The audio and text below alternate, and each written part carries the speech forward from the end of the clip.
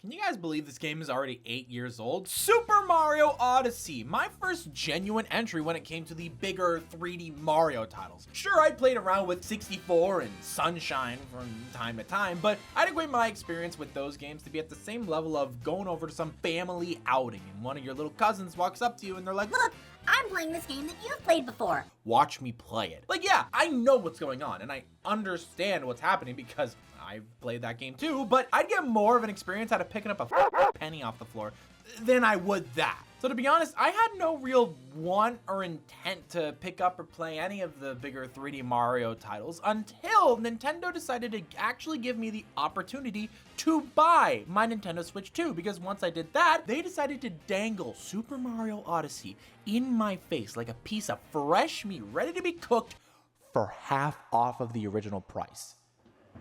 Who am I not to bite? And that's exactly what I did. I caved in, spent the 30 bucks, and I mean, here we are now. So without making you or myself wait any longer, we're just gonna go ahead and jump right on into the review, starting with the pros of this game.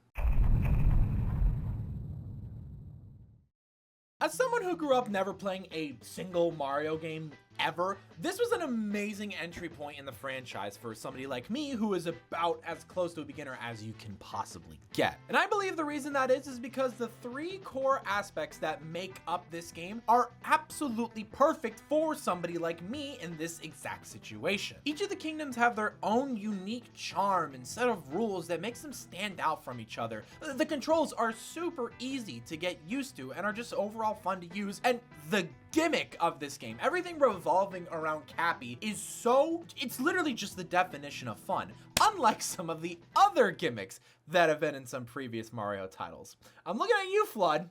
I hate you. The diverse amount of captures that this game has with Cappy is nothing short of just amazing good fun. With every new kingdom that I travel to, I eagerly looked forward to seeing what new captures I would be able to use to help me traverse around the world or solve puzzles, find moons, or anything of the sort. And as I played through the game and eventually found them and got to see how they work, what abilities they have, or what their intended purpose was and how it overall interacts with the area, I was really able to see just how much love and effort and time was put into creating this game. There were so many times where I was just trial and erroring something over and over again, and then all of a sudden it just clicked in my brain as to how I'm supposed to do it, or another way as to how I could do it. This game is one of those games that really rewards you for being as creative as you can possibly be for trying to solve obstacles that may or may not be solvable in a different manner than what is originally intended,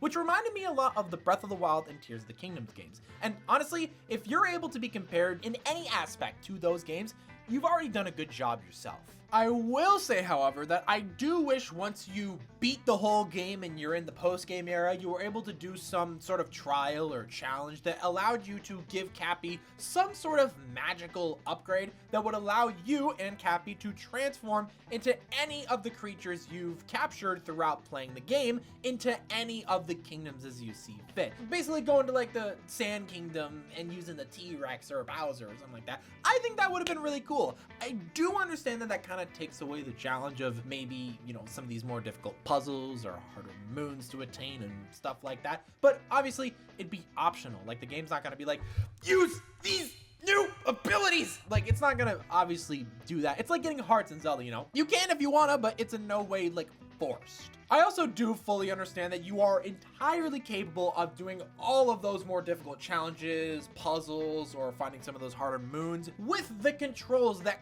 come with Cappy and how you're able to jump and dive off of him and all the stuff like that. So I'm not too annoyed, upset, or just anything like that with the lack of anything that I did just mention, just because I know it at least exists somewhere within the game. But it would have been cool to see. And from what I've seen, you can do virtually anything with Cappy just by jumping and diving off of the damn bastard, which I don't know about you, but that's pretty cool to me. I love that the base function of this gimmick that has a way bigger purpose can be way more useful or even clutch than the actual gimmick itself. Whether Nintendo knew that Cappy would be capable of doing just such crazy tricks and maneuvers is beyond me, but if they fully intended for that to kind of like be a thing, A plus, S tier, A plus, whatever you want to call it, good on you. I myself wasn't too keen or into learning all those crazy controls and maneuvers and stuff like that you could do with Cappy, so I never really got the full experience of it. But even then, that's something that I do appreciate about this game. The fact that the game never forces you to learn how to do crazy backflips and dive off of Cappy to then dive forward and then maybe do a somersault midair, do another backflip. I don't know, you get what I'm trying to say. I'm appreciative that I was never forced to learn those things, because sometimes hand-eye coordination, if that's what it properly is, I apologize if it's not, it's a little difficult sometimes, especially for some of the neurodivergent people to be like, okay, do this, okay, like you just kind of get lost in it sometimes. But something that you're never gonna get lost in are any of the kingdoms, because look, I can sit here and praise the controls or the gimmick of this game all I want, but none of those things would even matter if I didn't have an area, or in this case, a kingdom, to use those controls and those gimmicks in.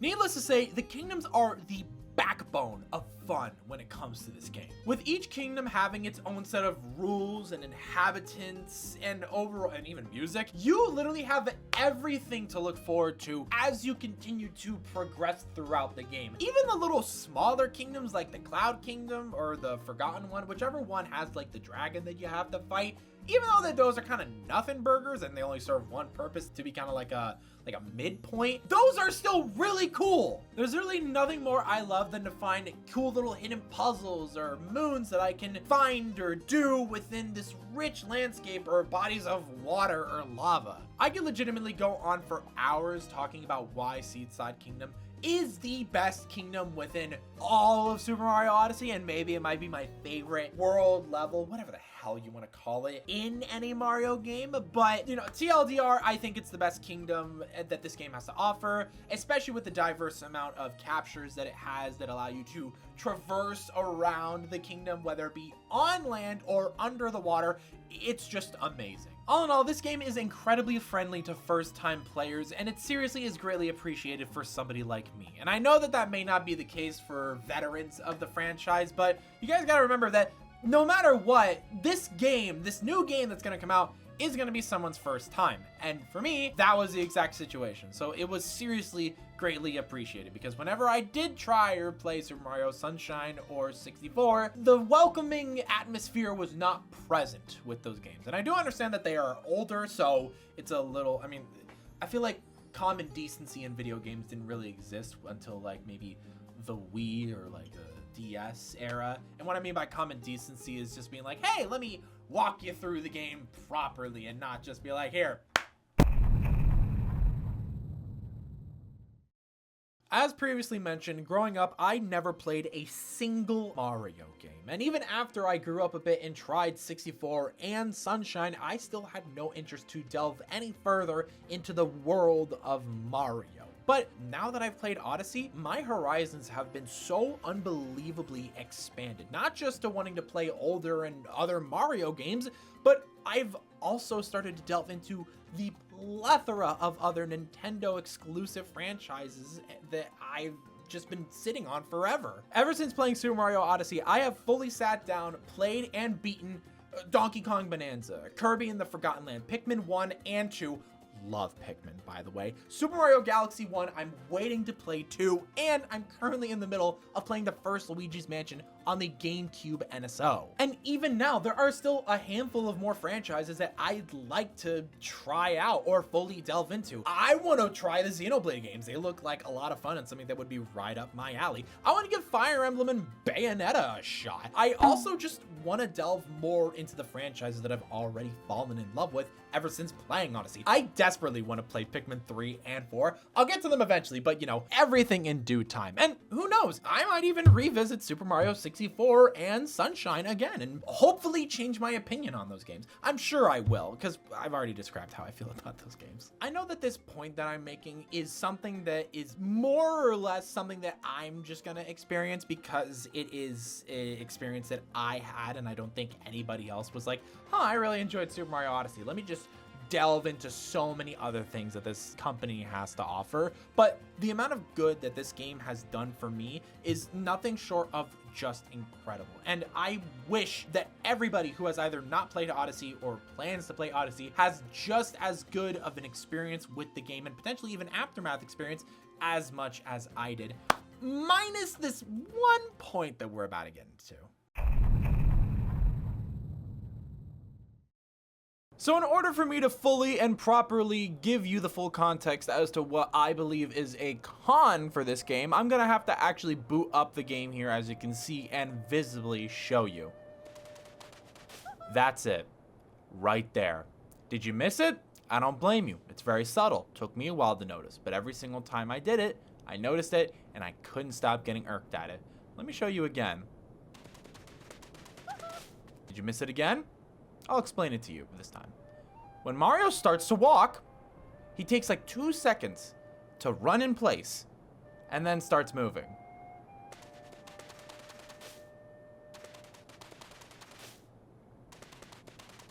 Now, a lot of you may be going, Ian, this is absolutely nothing to call a negative within this game. This is the biggest nothing burger problem I think I might have ever seen in my life. And you know what? Sure. Fair enough. I despise this with a burning passion. For a game and a franchise that's all about making sure that you time your jumps correctly and making sure that you do everything right so that you can land where you need to be, the 2-second delay when it comes to walking sends me up a wall. And the moment that I noticed this, oh boy howdy, I could never not unsee it. And honestly, when I was playing the game for the first time, it sent me up a wall. I complained about it all the time. I thought it's the dumbest thing to include. And the funny thing is, I've never seen this in any other video game ever. And I know for a fact that it's not a technical issue because I have tested everything. Stop spinning your hat. I have tested everything on my Switch 2. I tried it with my Pro Controller. I tried it with my Joy-Cons. I tried it docked, undocked. I tried it with a bunch of different video games, and nothing has that little 2-second delay when it comes to start walking. If you pay attention real closely, you'll see it. Now, you can call me crazy all you want, but I know what I see. I know what I see. And that's going to be the only con that I have for this game. So back to your regular viewing. Overall, I'm going to be giving this game a solid and strong 8 or 8.5 out of 10. And the only reason why I'm not giving it like a 9 or a 10, other than the one negative that I had to say about this game, is probably just due to the fact that I didn't have that extra layer of love or excitement when it came to playing Super Mario Odyssey as I would if I had been a fan of this franchise and these games prior to jumping on into this new video game. It's like, it's literally just like being a fan of a franchise. They announce a new game, then, you know, you're excited to play it and all that stuff, and then you do play it and that excitement carries over and stuff like that. It's purely just that feeling. If that feeling was present or somehow existing when I was playing Super Mario Odyssey, then it probably would at least be a 9. But it wasn't there, so it's gonna be sticking within the 8 range. And with that all being said and done, that is gonna be my review for Super Mario Odyssey. If you guys have enjoyed anything about this video, whether it be my commentary, the points that I made, or anything of the sort, please be sure to go ahead and drop a like down below. Subscribe if you guys are new, and comment down below what you thought of my review. Do you enjoy this? If so, please be sure to go ahead and check out some of the other video games that I've reviewed in the past. But on that note, my name is Egan Media, and I'm gonna catch you all in the next one. Take it easy.